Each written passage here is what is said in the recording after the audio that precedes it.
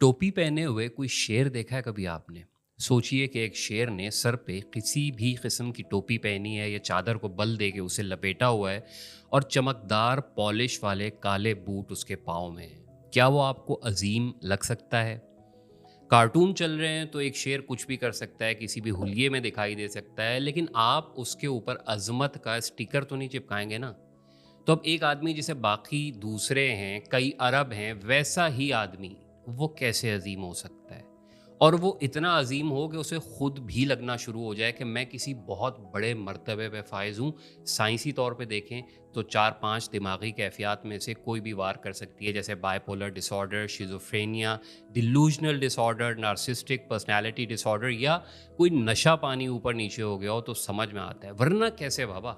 आप मोतबर लग सकते हैं, शरीफ इंसानों जैसा हुलिया बना सकते हैं, ढीले ढाले कपड़े पहन के मोहल्ले के बच्चों को नसीहतें कर सकते हैं, सकाफ़ती लिबास पहन के अपने इलाके से अपनाइयत दिखा सकते हैं, कोट पतलून डांट के खाना खाने बैठ सकते हैं, बल्कि मेरी तरफ से उसी में सो भी जाएं। लेकिन गौर करें तो ये सब चीज़ें वो हैं जो एक इंसान अपने ऊपर चढ़ाता है। चलें, ये भी ठीक है, लेकिन वही इंसान कभी फितरी ज़रूरियात की खातिर ये सब कुछ उतारता भी तो होगा। फिसले हैं कभी आप नहाते हुए? पेट दबा के बैठे हों, कभी तकाज़े की वजह से उकड़ूं, कुल्ली कभी की हो, गरारे किए हों ऊपर मुंह करके, पानी पीते हुए ठसका लगाओ, मिर्चें खा के ज़बान बाहर आ गई हो, गरम खाने से हाथ जले हों, किसी को गले लगाया हो बेसाख्ता बहुत ज़ोर से, या किसी गंदे लतीफ़े पे हंसते हंसते आंखों में पानी आ गया हो। यही सब कुछ अजीम इंसानों के साथ भी होता है। वो भी इतने ही मजबूर हैं जितने आप लोग हैं, जितना मैं हूँ। फिर उन सब चीज़ों के साथ वो लोग कैसे अज़मतों का अंबार हज़म कर जाते हैं और मैदा भी भारी नहीं होता। अगर आप समझते हैं कि आप में कुछ ख़ास है, तो एक लंबे आईने के सामने खड़े हो जाएं और ऊपर से नीचे तक सिर्फ अपने आप को देखें। सोचें क्या चीज़ आपको मोतबर बना रही है। चेहरे पे कुछ ख़ास है, हुलिया है कोई मखसूस किस्म का, कोई पहनावा ऐसा है जो आपको बारोब बनाता है। जो कुछ भी है वो सिर्फ दिमाग का खेल है।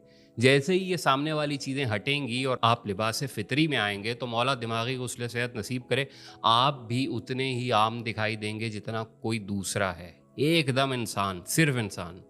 ये जो दुनिया भर में तकारीब होती हैं, बिलखुसूस हम पाकिस्तानी या इंडियन लोगों की, उनमें जिस तरह किसी शख्स का स्टेज पे आने से पहले तारुफ़ करवाया जाता है, मुझे समझ नहीं आती कि मदऊइन किस तरह वो सब कुछ हज़म करके गर्दन अकड़ाई यूँ माइक के सामने आ जाते हैं। क्या वाकई वो ख़ुद को उस तारीफ़ काबिल समझते हैं जिसमें ज़मीन आसमान ख़ुलाबे उनकी खातिर मिला दिए जाते हैं? दौलत, शोहरत, काबिलियत, बुज़ुर्गी, सयानापन, ये सब आपको दूसरों से अलग तो कर सकते हैं, लेकिन अज़मत, अज़मत की तारीफ़ क्या है? आप मुझे बताएं। यानी ऐसी तारीफ जो एक लाचार ह्यूमन बीइंग को दूसरे से बड़ा साबित कर सके। बाकी सब ठीक है, दूसरे आपको दौलत, शोहरत वगैरह की वजह से अजीम कह सकते हैं, लेकिन इस चीज़ को हज़म करके आप खुद भी अजीम ही बन जाएं, मतलब कैसे आखिर? अजीम इंसान क्या दिल में भी हमेशा आला तरीन ख्यालात रखता होगा? हम आम बंदों जैसी कोई नीच बात, कोई ख्याल, कोई दो नंबरी उसने कभी नहीं सोची होगी। अगर आप समझते हैं तो बिस्मिल्लाह, किसी को भी ये तमगा पहना दे, वरना हम लोग तो वैसे अजीब कैरेक्टर हैं कि लाखों लोग जिस जंग में मर गए उसे भी जंग अजीम कहते हैं, बल्कि जंग अजीम अव्वल और दूसरी जंग अजीम। याद रखिए, जंग को भी आलमी कहा जा सकता है, अजीम हरगिज़ नहीं।